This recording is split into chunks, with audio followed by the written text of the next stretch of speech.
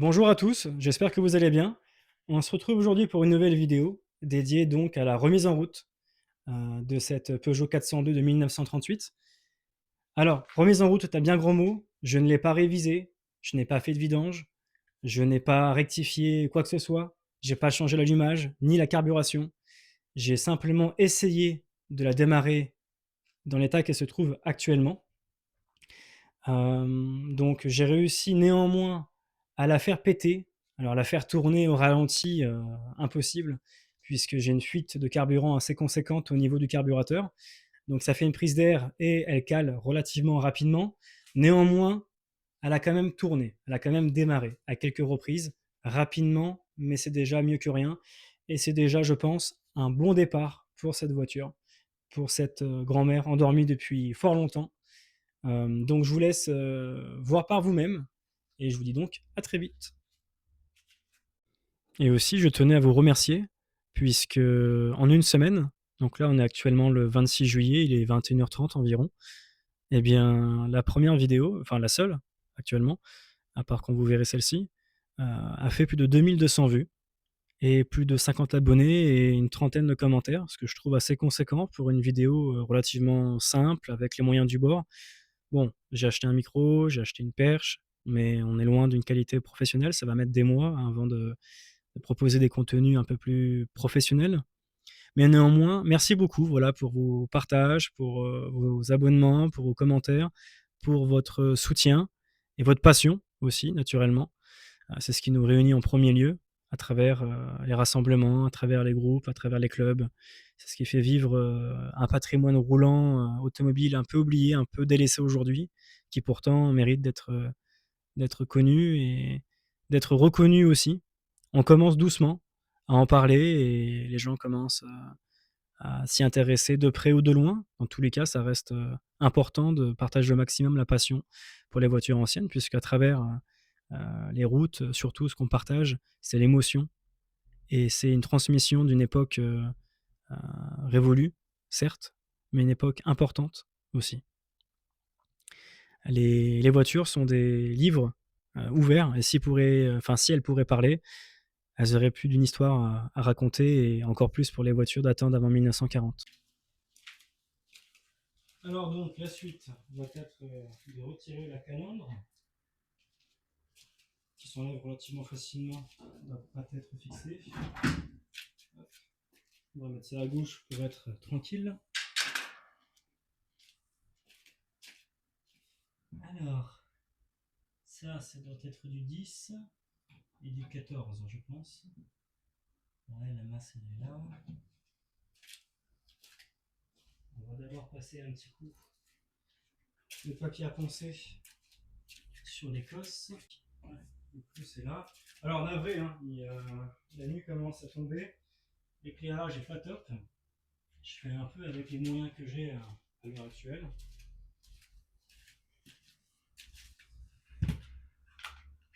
Ok, bon, j'ai plus il est inversé. C'est pas très grave.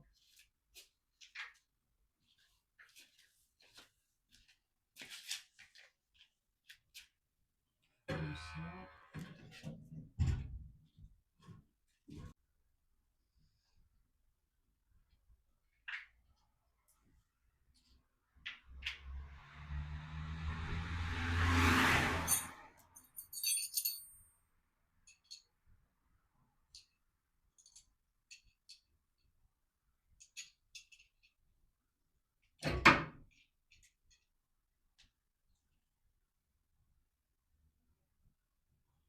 On va écarter un petit peu.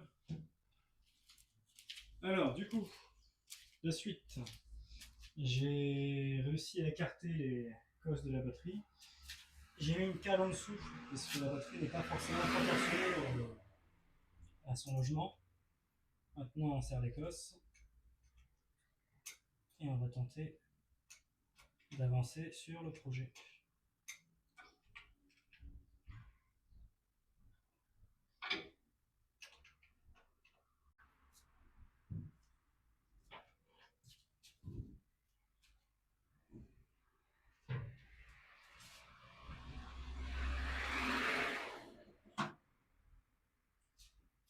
L'arrivée d'essence, on va la foutre par ici, mais bon, j'ai pas envie de la mettre vers l'allumage, ni vers la batterie. Je vais préférer avoir une meilleure allonge.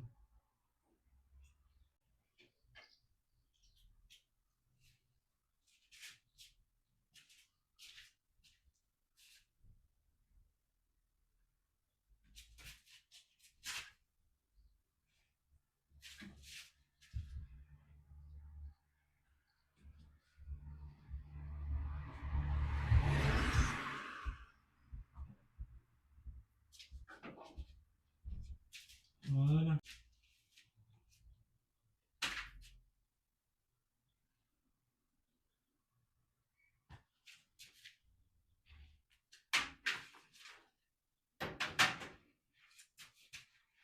Alors.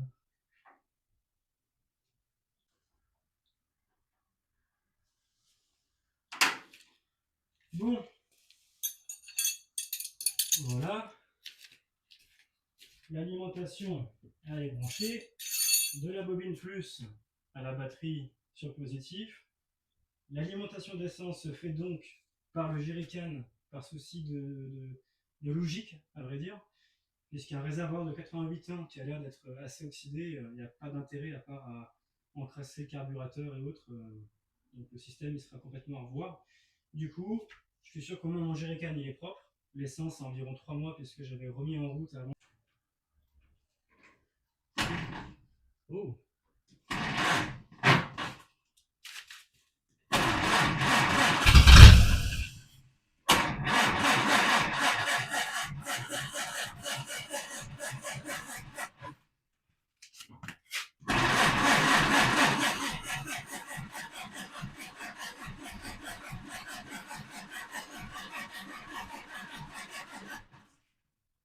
Ok. Bon. Je reviens.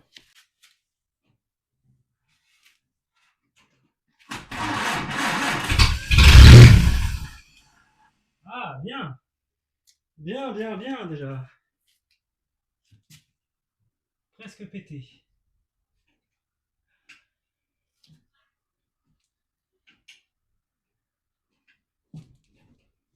Ok. Sinon, je vais directement verser de l'essence pour remplir le carburateur. Hein. Ça va finir comme ça, l'affaire. On va essayer encore une fois.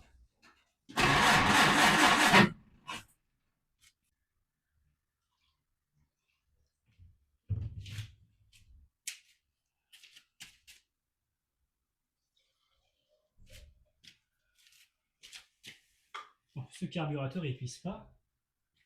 Ah si. Ah si, si, il pisse. Ah oui, non, non, il pisse grave. Ok, j'ai compris d'où vient le problème. Bon, si je démarre à froid à 10 secondes, ça va aller.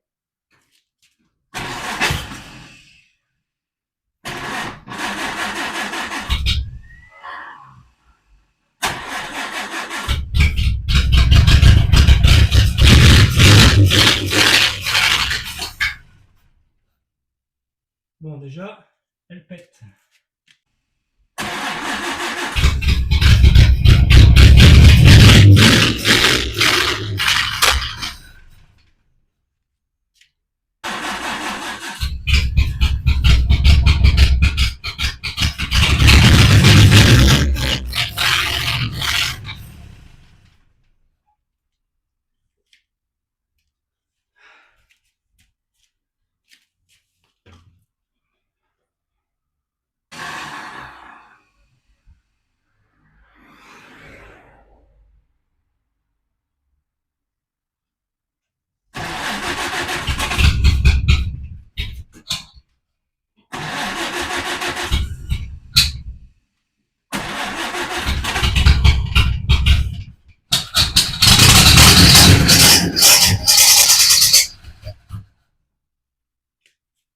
Bon, on va arrêter là.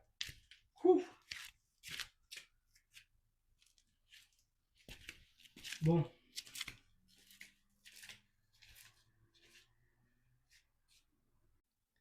Cette vidéo tourne à sa fin et je tenais à vous remercier pour l'avoir regardée en intégralité ou même en partie, peu importe.